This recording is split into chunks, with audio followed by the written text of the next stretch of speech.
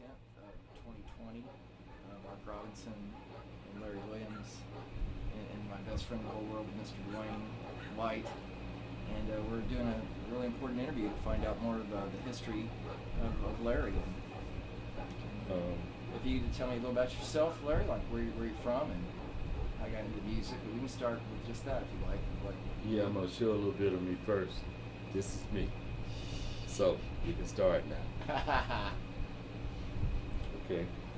So, my name is Larry Williams. I was born in Mobile, Alabama. I come from a family that, as far as I know, had a lot of musicians in it, especially two. I have an aunt that was a singer out in Vegas, and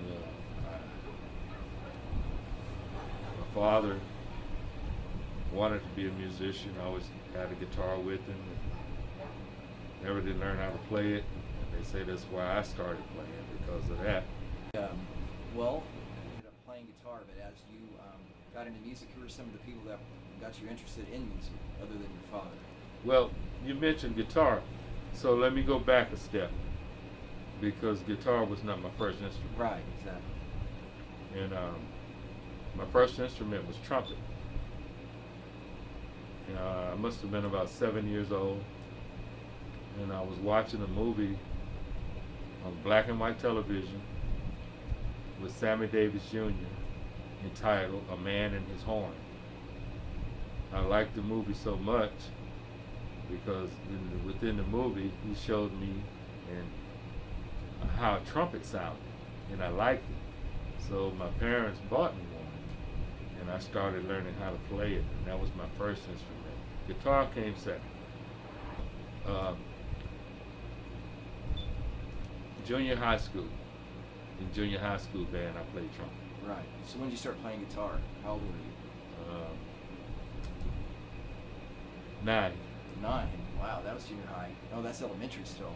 But see, there's a story to that. Oh, okay.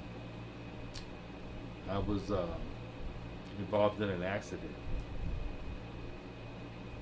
My mind was focused on the trumpet, but I had an accident which involved me losing sight in one of my eyes, and I had to lay in bed for about 3 months. My mother set a transistor radio on the coffee table next to me, and I listened to the Beatles, the Rolling Stones, people like that. They were all just coming out, and I liked what I was hearing, so she brought me an acoustic guitar. So while I was laying there healing, I was picking out what I was hearing on the radio, and that's how I got started playing guitar. With my uncle, who had a small jazz band, and we went to the party, and there were a lot of people there. Now, mind you, there was a lot of prejudice and stuff going on at that time. You was in Alabama? Alabama, Mobile, Alabama, and everybody in the place, it was a big mansion, were white people. We had to sit in a small room around the corner where nobody could see us, and every now and then somebody would peep in and say, "Oh, that's the musician," and they might leave $1 or $2, something like that. But that was my first gig. Oh, cool. And my uncle paid me $5, and I said, "Oh, I can make money doing this." So it all started coming together. On a consistent basis. Form a band in high school or anything? The band, I waited until I graduated. Okay. My senior year, my mother and my uncle bought me an amplifier, my first amplifier. So I started playing through it. And so remember the Ampeg? It was an Ampeg. And I put my own band together by listening to this different stuff on the radio. I mean, like Cream, Grand Funk Railroad, Santana, bunch of those people, those guys, Slide and Family Stone. You know, I have a mixture of all of them in my head, and I just put all that together to form me a band. That's like Woodstock era bands. Yeah. Matter of fact, that was the first time I seen Santana Oh, really? at It was on Woodstock. Then Did the you- next time I saw him, it was live at the. I see. Well, what It did was you? a combination of funk and rock Oh, cool. because I was into Motown and psychedelic music. no, it was like James Brown, Funkadelic, Sly and Family Stone, that type of stuff. Mandrill, you ever heard of Mandrill? Mm-hmm. Tower Power. Yeah. They're a lot of really. Chicago, Mhm. Doobie Brothers. Just right in the wrong way. It's funny you said Seguin. Yeah. Well, that's not. Yeah, at the time that was ways out too. You know. Yeah. Because I remember 410 was way out. You know. And the name of the band was the Black Ingredients. Black. We were all black, and we were all different ingredients, so that was us. And were you a trio or what? No, it was like 7 of us. Really? Yeah. Wow, that's great. Yeah, and I learned in the beginning of the game with the music about all the different personalities that I was running into with musicians. Because believe it or not, there's a lot of things going on in musicians' head, and a lot of them just don't fit with what you're doing. Mhm. So I've always formed my own band to fit with what I wanted. The only band that I ever was in here was La France, a band called La France, that I didn't put together. So this first band, how many years did you guys exist before you decided to start going solo or doing other projects? Did y'all do any work in the studio? Did you have any original material or? No, we didn't. We had a lot of material, but we never did go to the studio. We did like a lot of bands do, and really shouldn't do. And that's go and play to make money, not play to record to make money. I see So, the difference. It's a big difference. College, right after high school, I went to St. Philip's College, and I had my band with me, and we put some stuff together, and we played our first big gig. I call it a big gig. It was a battle of the bands from all the bands around, and it was at SAC, and we came out first place. Cool. What was the name of your band? San Antonio Funk. Oh, okay. What was this, like 1970, 71? 1972. Okay. I remember they had the same thing in Austin. They had these Battle of the Bands. They're all over. They had them every city. Wow. So you won Battle of the Bands. So did that get a lot of times when these? They used to have it at, and we played there. And we were on the undercard with Bobby Bird, who had just gotten away from James Brown to do his own thing. So while we were on stage playing, he was in a trailer behind the stage, and a friend of mine that what's the word I'm looking for? Broadcasters, TC. Yeah, TC, Tommy Calvert. Yeah, Tommy Calvert, TC, came and got me after we finished playing and wanted to introduce me to Bobby because Bobby heard me playing my trumpet and he wanted me to play in his band that he was starting up because he just left James Brown. So I went to Houston with Bobby and got in his band. And we played and we played. We were doing pretty good. Then we weren't doing too good. We had to hit the Chitlin circuit. There was some amazing things going on. Like most of the places that we played, Ike and Tina Turner were there the week before. Wow. We were always right on their trail. I see. You know. You couldn't find a booking agent or a manager that could actually. Yeah, I remember playing in Tuskegee, Alabama, home of the Commodores, and we got a chance to play on the show with them. Wow, really? And I got a chance to know them. You know, they're real down to earth people. Lionel Richie, is he from the Commodores? Yeah. the guitar player and Lionel Richie started the band. But I was real good friends with Ron Lepard. He's the bass player. He's real down to earth.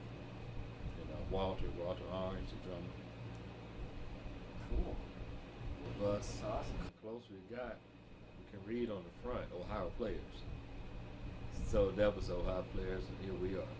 Both buses stop right there in the middle of the road. We get out and chit chat, kick it for a minute. Awesome. Awesome. Everybody gets back on and leave. That's great. That Yeah, kind now, of who was the band that played? Bobby Bird's wife. Wow. His wife is Vicki Anderson, who used to be on the show with Bobby Bird and James Brown. It was always Vicki, Bobby, and James. You know. And Betty Wright was her good friend. So when we went down to Miami, she introduced Betty Wright to the band. Okay. Well, that's funny. You want to extrapolate on that a little bit? Oh, that was because staying in Bobby Bird's house, and by him being in the band with all these guys, they would always come through. So I might be sitting at the table or sitting by the pool, anything. Somebody like Maceo or somebody might just walk in. Hey, what's going on? You know, every now and then James would come through. You know. Right. Well, did you want to tell me more about your experience on when you formally or informally met George Clinton's band or George? Okay, let me tell you how I got started with that. How I got started with that was, Sorry, I didn't mean to back things around. okay, but I was with Bobby Bird, and we had a big gig to do in Miami.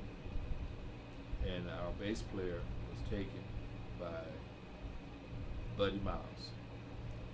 Our drummer was sick with hepatitis, and he was in the hospital. So Bobby Bird calls some friends of his, but I didn't know who it was. A couple of days later, a van pulls up in front of the hotel, and they start unloading equipment. And stenciled on the amps were Property of Funkadelic. And it was Bootsy and his drummer. So I got to meet them, got to play with them. I think it was the next day we went to the club to rehearse, and I was the one that showed them what to do. Really? Because we had a saxophone player, his name was Earl. He was the band leader, but he didn't have the knowledge, I guess you might call it.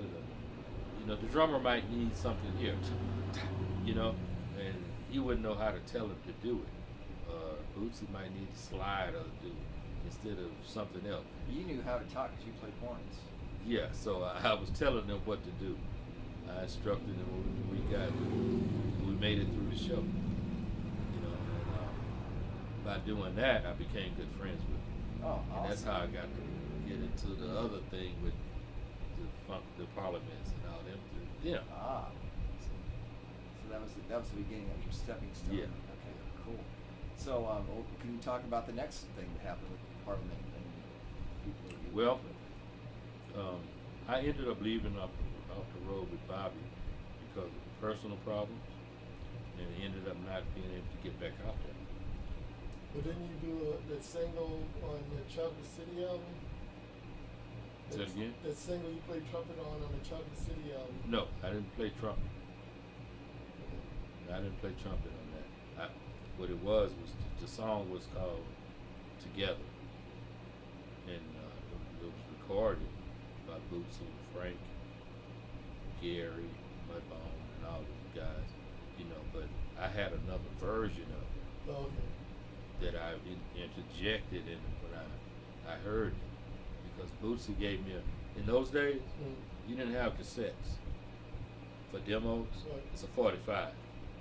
So he gave me a 45 demo with that song on it, and I listened to it. And I don't know if you could dig it back up or whatever, but there's a trombone solo in it. But after talking and rearranging and all this, and then when they finally put it out, because that was a demo, it came back with a trombone solo. So, you know, it's that type of stuff. But you know, at least they knew that I had some kind of knowledge on how to do something.